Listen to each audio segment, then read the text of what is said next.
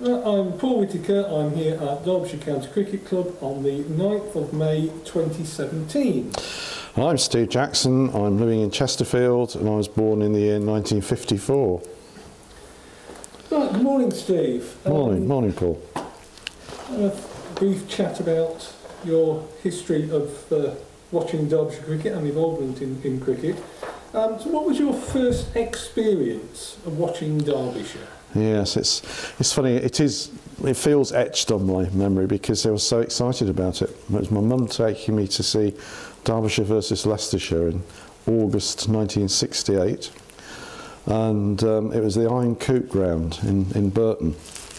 We lived in Burton at that time, so it was a short bus ride, and I just remember the sheer excitement of seeing live cricket, and actually I do think that Derbyshire were batting and made something like 330 for 5, and I do remember Ian Buxton getting 87 and trying to get his autograph and missing it. So it's something like that was just hooked me for life. That was it. Do you remember any of the other players that were involved on that day? I do. Derbyshire had a splendid opening partnership of PJK Gibbs and DHK Smith. And I remember thinking you had to have multiple initials for, you know, if you were a batter, because Leicester had MEJC Norman, and I don't think he made much, but you know, I was thinking you've got to have lots of initials to be a batter. And yeah, I remember there was John Harvey, brilliant fielder, really good. Because I remember I was sitting there where he was fielding, and he did some great stops. So that, you know, things like that stick in your head. You only saw Derbyshire bat. You didn't see any of the bowlers at that time. Not on that particular match. I do remember, and it stuck again in my head because of what's been said these days about rubbish bowling to make a game of things. But the match ended badly in the sense that Gibbs was bowling on the Monday afternoon, and there was some really nasty comment in the yearbook about it being a waste of time for the spectators. So they were trying to make a game of it, but it failed. But I do remember that particular bit. Yes, and you've got some memories of watching cricket on other grounds, Buxton. Yes, it always rained in Buxton. I do remember a John Player League match. You see, there's a historical thing. You wouldn't call them John Player League now, because the cigarette advertising being banned. But it was called the John Player, and we were playing Essex, and I remember that we got destroyed by Brian Taylor, who was a wicket-keeper batsman, tremendous hitter, and bowled out by Keith Boyce, who was one of the early West Indian fast bowlers. And I was praying for rain, but it didn't come. We lost. So hoping for rain at Buxton rather than the famous snow incident. Indeed, yes. I didn't see that, I'm afraid, but there we are. And when, I mean, you said you first went to see Derbyshire in the 60s. When did you actually become a member? Yeah, well, it's when, I suppose, off and on after I left uni, I had the money to start. So the late 70s and throughout the 80s I was a member. And didn't have any or many other sort of distractions in those days, so I could, you know, pitch up at Chesterfield or Derby, and it was great. You know, I really enjoyed the coming, particularly after work. It was really good. And I was working in Chesterfield at that time, and it was great just to be able to wander across to the ground and see what the state of cricket was. Really lovely experience, that.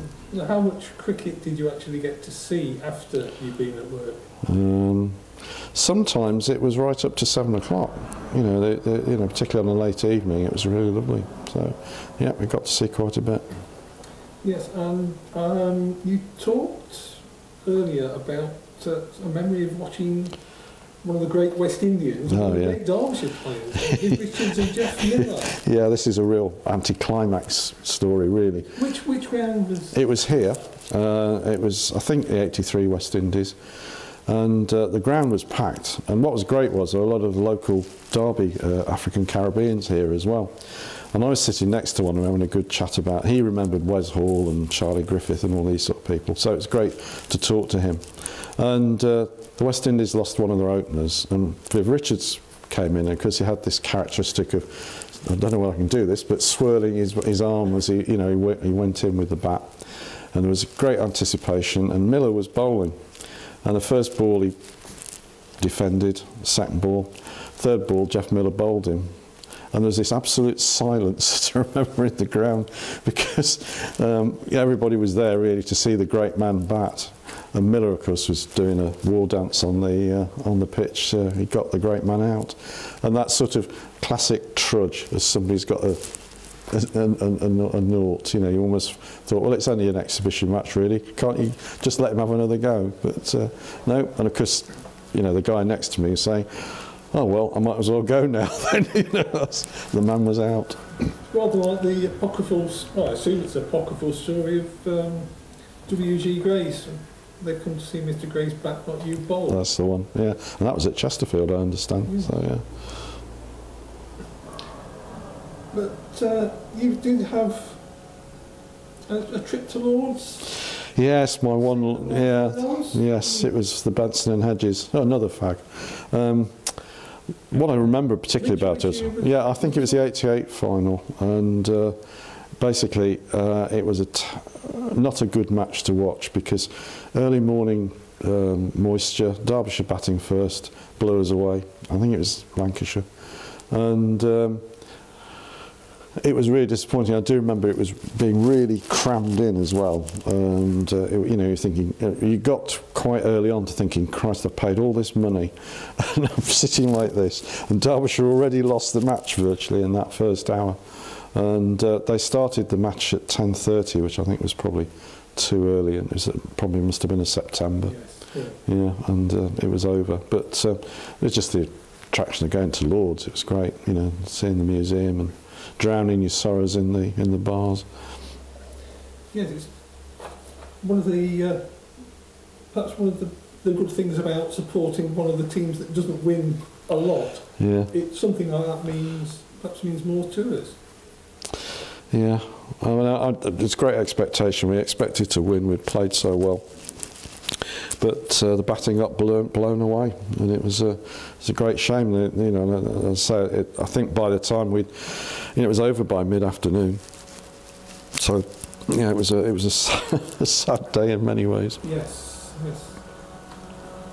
And another ground that you mentioned was seeing a Derbyshire play cricket at Repton, which yes. not at all. No, that was, I mean, obviously there is a great link between the club and Repton School, yeah. And this was the Repton School.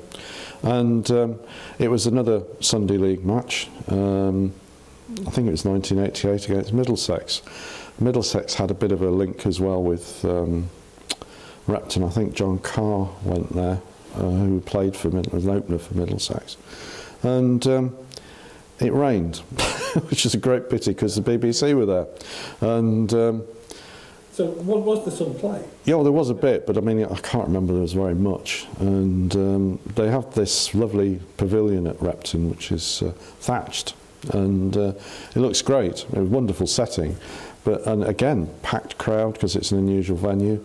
I think the same occurred in the 70s at Darley-Dale in '75. They had an enormous crowd there, but they only played there once, and this was one of the great one-offs, and they didn't come again. Was this something that the club were doing a lot of at that time, going around these unusual grounds? Yes. I mean, Hena was another one. They used the football ground for that. I didn't really enjoy that one, I have to be honest. It felt very artificial. But I mean, actually, Derbyshire's always taken cricket around the grounds, and you know, you could. When I mentioned earlier about being at Burton, there's been 3 grounds used in Burton, but they've also used Ilkeston and I mentioned Darley-Dale there, but the world record for the 10th wicket is at Blackwell, which is back in the mining community. So Derbyshire's always been around the county. Glossop they've played at as well, and you know, so I think that's one of the sort of community things about the club that's been really good. They've tried to take the cricket to where people perhaps wouldn't ordinarily have seen it. It's been good. Yeah. Have you been to many of these other grounds, these out grounds? I reckon about 75% of them, as a sort of pilgrimage, really. I've been to Blackwell. That was just as I say, because it's a world record been made there, and in 1910. And there are a lot of things. No, it feels like it. But I mean, watching Derbyshire over the years makes it feel like that. But no, it's a good one. So yeah, it's a good sort of place to go to. Yeah. Yes, I have my own memories of playing at Blackwell and bowling in the snow. Oh, right. At least they kept going. Yes, it wasn't very pleasant. And you said that you met somebody that was a great person to popularising cricket, Brian Johnston. Yeah. Was that at the Derbyshire game? Yeah, well, yes, and he was also doing book signings, which was what I was interested in. I mean, I had a lovely conversation with him. People talk about how natural he was and all that kind of thing, but I spoke to him about 10 minutes, and he had this amazing gift of being able to remember people in your locality. So the first thing he says is, "Where are you from?" And I said, "Well, I live in Chesterfield." "Oh, you're right." He said, "Yeah, one of the best places in the world to watch cricket." And that instantly wins you over, and he just chatted on. And before I know it, he was telling me about some groundsman at Matlock Cricket Club that he knew. And did I know him? And so on. I felt really embarrassed to think no. But it was he was just that lovely sort of natural person to talk to. And he signed the book, and he said, "Please make sure you go to Matlock and see my friend," which of course you don't get round to, but he just made it very, very personal. And he did have a little dig, because he said, I said, "You're a very rare person then." And I said, "What do you mean?" He said, you're a member of Derbyshire County Cricket Club. Not many of you. And but he was a lovely man. You once met, never forgotten. Was he just here signing books? He wasn't broadcasting? No, he was broadcasting, and he was just using it as a sales pitch, so that was good. Yeah. Lovely man. So the BBC actually broadcast, was this on television? Yeah, I'll have to check that. Yes, I mean he did do Sunday League matches, and he was actually thinking about it. I'm sure he was at Repton. I think the BBC were doing that one, but yeah, sort of over the years you conflate games together, and you think, oh, was it that one or was it another one? But it's. I know that the book signing was one of the reasons why I went to the game.